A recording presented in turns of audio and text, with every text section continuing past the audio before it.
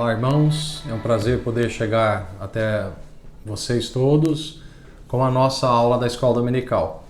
Como nós dissemos, a semana passada eu dei uma pequena introdução no nosso novo tema, vivendo acima da média ou vivendo acima da mediocridade.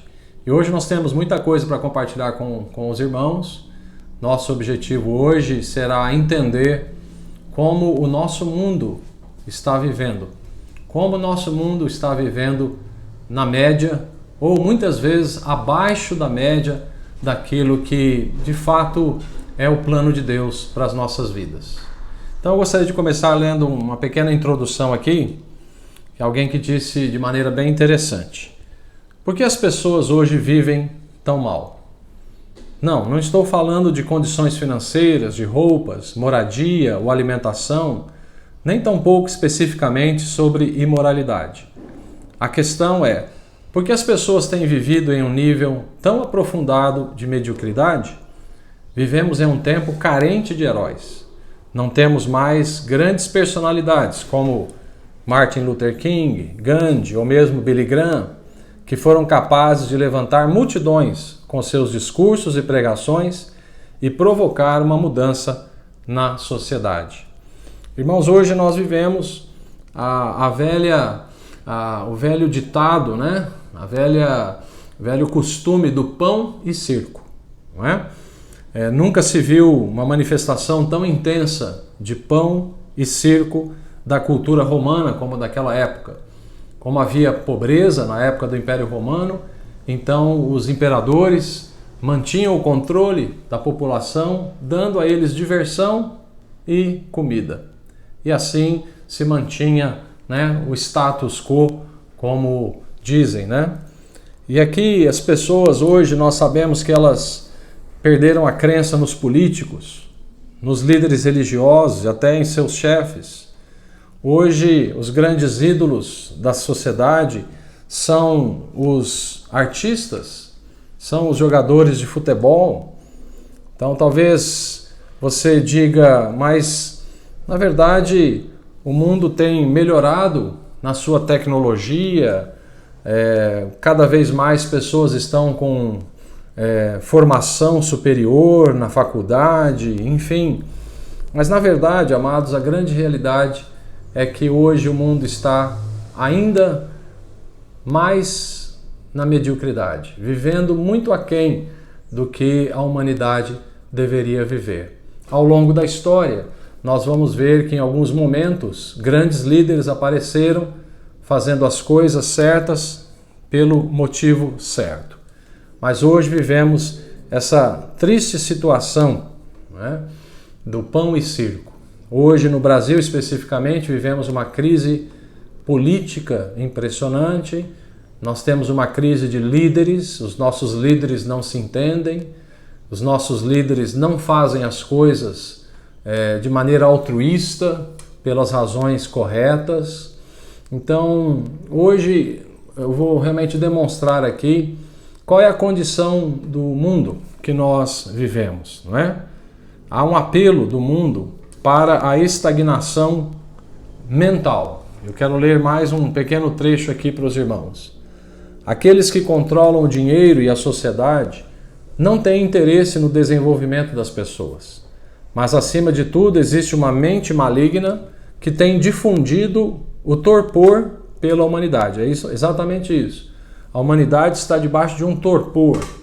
A humanidade está anestesiada. E aqueles que estão na liderança, né, da humanidade, não é interesse deles que as pessoas se desenvolvam. Não é interesse do mal, né, que a capacidade mental, emocional e espiritual das pessoas se desenvolva. Em João 10:10, Jesus diz que o ladrão vem somente para roubar, matar e destruir. Mas o Senhor Jesus veio para nos dar uma vida abundante, ou seja, uma vida plena, uma vida de sucesso, uma vida de realização. Mas não é isso que nós vemos nos nossos dias. Então hoje, o principal objetivo aqui é trazer para você o entendimento da realidade do mundo que nós vivemos. não será uma boa notícia, infelizmente, porque quando nós olhamos, inclusive na perspectiva bíblica, e você vai acompanhar isso comigo, a visão que a Bíblia tem da situação do mundo e da humanidade, ela não é muito boa. Ela não é uma visão de esperança, né? Não há, biblicamente falando, uma esperança no ser humano pelo ser humano. Quando a Bíblia nos fala de esperança, quando a Bíblia nos fala de algo glorioso, ela está sempre falando sobre a ação de Deus na humanidade e sobre a vida eterna. Mas a vida neste mundo, ela realmente não tem grande perspectiva de ser algo muito especial, segundo a palavra de Deus. E é isso que eu vou compartilhar com vocês aqui. Nós já temos falado, amados, que nós vivemos num mundo carente de heróis. Nós vivemos num mundo carente de pessoas que façam as coisas de maneira mais nobre. Pessoas que estão dispostas a se sacrificar pelo outro, pela coletividade. Ao longo da história, como eu já disse, nós olhamos e algumas pessoas, homens e mulheres, conseguiram se destacar da média. Conseguiram se levantar como líderes, como mobilizadores de nações e multidões, visando algo nobre, visando a edificação da humanidade. Mas hoje não mais. Hoje, se você fizer aí uma pesquisa dos líderes mundiais, sejam eles quais forem, você vai ver líderes poderosos, belicamente, pelo seu exército, poderosos porque estão à frente de uma nação poderosamente econômica, né, economicamente poderosa, mas como pessoa, esses líderes deixam muito a desejar. Então, em primeiro lugar, qual é a visão do Velho Testamento em relação ao mundo? Qual é a visão que o Velho Testamento tinha em relação à humanidade? Eu poderia separar aqui vários eventos, eu apenas destaquei no Velho Testamento 3 eventos. E vou ler na Escritura para que você possa entender. A primeira grande decepção de Deus em relação ao mundo, nós encontramos no dilúvio, Gênesis capítulo 6. E diz aqui Gênesis 6, 5 a 7. E viu o Senhor que a maldade do homem se multiplicara sobre a terra e que toda a imaginação dos pensamentos de seu coração era só má continuamente. Então, olha a expressão aqui, arrependeu-se o Senhor de haver feito o homem sobre a terra e pesou-lhe em seu coração. E disse o Senhor, destruirei o homem que criei de sobre a face da terra, desde o homem até ao animal, até ao réptil e até a ave dos céus, porque me arrependo de os haver feito. Que coisa tremenda! Logo depois de Deus ter criado o mundo, ter criado o primeiro casal, ter criado todas as coisas, em Gênesis 6 nós encontramos a primeira grande decepção de Deus em relação à humanidade. A ponto de nós encontrarmos uma expressão aqui que para muitos é difícil de entender, diz, e Deus arrependeu-se, e arrependeu-se o Senhor de ter feito o homem. Então Deus toma uma decisão de destruir o homem, animais, os répteis, até as aves foram destruídas no dilúvio. Porque Deus olhou para a humanidade e disse, não foi para isso que eu criei esta humanidade. Não foi para isso que eu criei o ser humano. Então essa é a primeira grande decepção que nós encontramos no Velho Testamento. Um pouquinho mais para frente nós chegamos em Gênesis 11 e tem um outro momento de decepção. Então, como nós já falamos, em Gênesis 6 Deus trouxe o dilúvio e preservou uma família.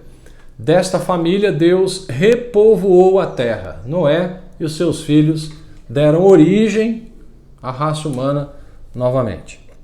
Aí vem Gênesis 11 e nós encontramos o evento da Torre de Babel, segunda grande decepção de Deus. Gênesis 11, 5 a 9 diz, então desceu o Senhor para ver a cidade, a torre que os filhos dos homens edificavam.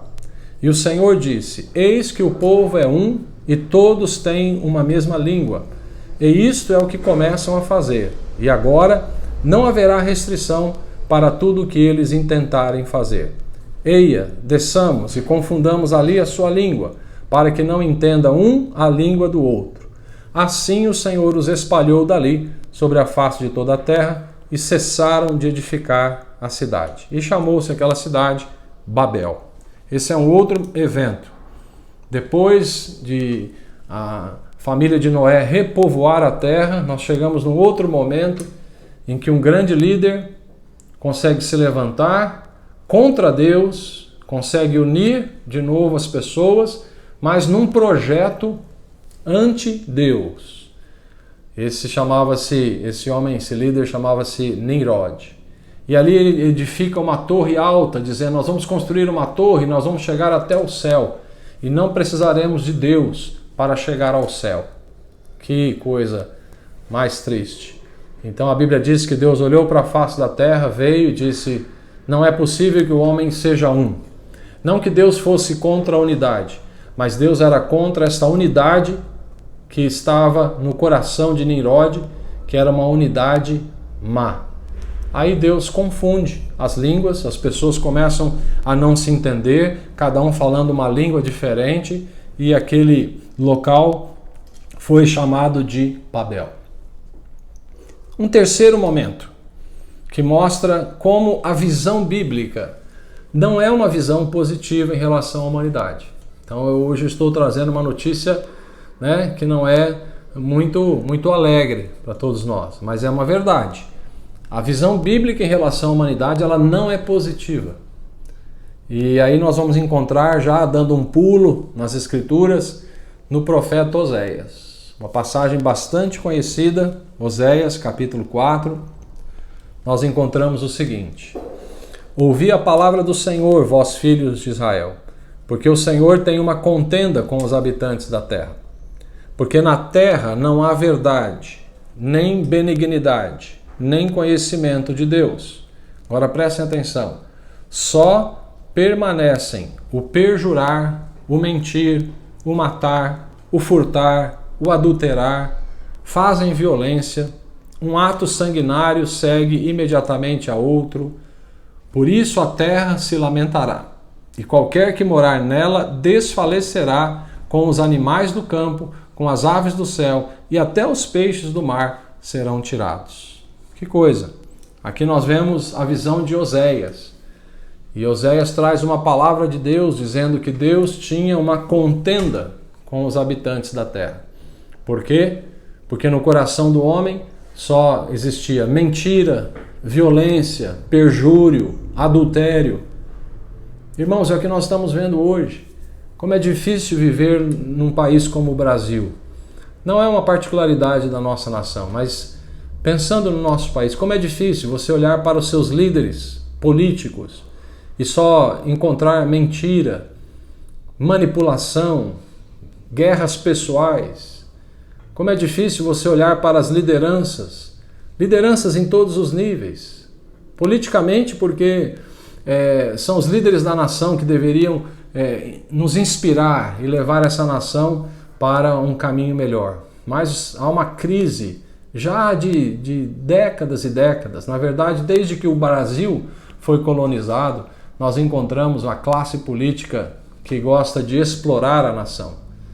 E é isso que nós estamos vivenciando hoje. O problema é que essa crise de liderança e de respeito à liderança, ela começa a atingir outros níveis. Hoje nós sabemos que um aluno não respeita o seu professor na sala de aula. Hoje nós sabemos que existem pessoas frequentando igreja que não respeitam seus pastores como autoridade espiritual sobre a sua vida. Então hoje no Brasil nós vivemos desta enfermidade, essa enfermidade da falta de respeito em relação à autoridade. Como que nós vemos a atitude do brasileiro em relação, por exemplo, à polícia militar. Aqueles que devem trabalhar por nós, cuidar da nossa segurança, eles são hostilizados pela população. Tudo isso é crise, tudo isso aí é uma crise que Oséias já dizia, e quando Deus olha para a face da terra, só vê essa tristeza. Aí, indo para o Novo Testamento agora, a visão de Jesus. O que Jesus pensava a respeito do ser humano? Talvez você vai ficar surpreendido, eu repito. A visão de Jesus em relação à humanidade não era positiva. Sempre que houve alguma visão mais esperançosa de Jesus ou dos apóstolos, enfim, em relação ao ser humano, isso, na verdade, estava ligado à ação de Deus na vida dessa pessoa. Mas olhando para a humanidade como humanidade, nem mesmo o Senhor Jesus tinha grande esperança na humanidade. Jesus sabia exatamente a condição de depravação que todos os seres humanos possuem. Por exemplo, em João 2, mas o mesmo Jesus não confiava neles, porque a todos conhecia e não necessitava de que alguém testificasse do homem, porque ele bem sabia o que havia no homem. Então, esse verso já nos fala exatamente isso. Jesus não se confiava aos seres humanos porque ele sabia exatamente qual era a condição do coração do ser humano. Num outro verso, por exemplo, em João 16, tenho-vos dito isto, para que em mim tenhais paz. No mundo tereis aflições, mas tende bom ânimo, eu venci o mundo. Então Jesus falando com os discípulos, ele diz, olha, no mundo não esperem nada melhor não. Nós vivemos num mundo em que a humanidade está num nível extremamente baixo de comportamento, de atitudes, se nós compararmos com o fato de que o ser humano foi criado à imagem e à semelhança de Deus. Então, se nós tomarmos essa imagem e semelhança de Deus como referência, a humanidade está lá embaixo, no padrão lá embaixo. E Jesus mesmo, ainda no último versículo aqui, a visão que ele tinha da humanidade, ele diz em Mateus, por exemplo, e por se multiplicar a iniquidade, o amor de muitos esfriará. Olha a visão que Jesus tinha. Jesus advertiu seus discípulos, dizendo, olha, entendam que daqui para frente a coisa vai piorar. Vai chegar um momento que o amor vai se esfriar, né, de todos. Tendo isso como referência, eu quero concluir aqui com uma questão teológica, que é importante nós entendermos. O ser humano decaído começou a viver em uma condição de mediocridade profunda. Toda a imagem e semelhança de Deus ficou ofuscada. E aqui nós encontramos que é uma declaração da teologia, que é o princípio ou o conceito da depravação total do ser humano. Então, hoje nós vivemos num mundo de mediocridade por causa da condição de depravação total do ser humano. E quando falamos de depravação total, esse conceito teológico, ele é aceito por todos os cristãos evangélicos, mesmo de posições diferentes, calvinista, o arminiano, enfim. A depravação total diz, a Bíblia nos diz que o homem em seu estado natural está morto nos seus delitos e pecados, e que sua salvação é uma obra exclusiva de Deus, uma intervenção sobrenatural da graça. Então a depravação total é a declaração que atesta que sozinho o ser humano não consegue se melhorar, nem ser salvo. Ele precisa de uma ação externa de Deus, que é uma ação da graça. Romanos 3 diz, como está escrito, não há nenhum justo, nenhum sequer. Não há ninguém que entenda, ninguém que busque a Deus. Todos se desviaram, tornaram-se juntamente inúteis. Não há ninguém que faça o bem. Enfim, o mundo em geral afirma que o homem é bom e correto mediante seus esforços através das suas escolhas. Existem filosofias humanas que dizem que o homem tem capacidade de ser bom por vontade própria. Alguns dizem que o homem nasce bom e é corrompido pela sociedade. Não é nada disso. Essencialmente, por causa da queda, por causa do afastamento de Adão e Eva, de Deus, o coração do homem se tornou enganoso, como diz Jeremias. O homem passou a não buscar a Deus. Então, desde que nasce, o homem é inclinado ao pecado. Por isso é incapaz de agradar a Deus. Hoje, na nossa primeira aula, então, o nosso objetivo foi mostrar a condição que nós vivemos. e não é uma condição positiva. Eu gostaria de ter notícias melhores aqui para você, mas para sermos honestos em relação à Escritura, tanto o Velho Testamento, a visão que Deus tinha, no Novo Testamento, a visão de Jesus e dos apóstolos em relação ao homem em si, não é uma visão positiva, é uma visão negativa, é uma visão de incapacidade de se salvar. O ser humano não consegue se melhorar. Por isso nós precisamos da graça, por isso precisamos da ação do Espírito Santo de Deus. Então a nossa aula vai se desenvolver na semana que vem, falando exatamente sobre isso. Essa é a condição humana, mas como é possível que alguém viva acima da média? Como é possível nesse mundo decaído, da depravação total, que alguém consiga, em algum momento, viver algo especial, viver uma vida excelente? A boa notícia é essa, é possível. Mas realmente, olhando para a condição da sociedade humana, é uma condição triste, de mediocridade. Mas há possibilidade, existe a possibilidade de algo acontecer na vida de alguns seres humanos para que eles vivam de maneira especial. Então esse será o nosso tema da próxima aula. Que Deus te abençoe, fique conosco. Aguardamos seus comentários também, tá? Nas nossas páginas aí no YouTube. Que Deus te abençoe.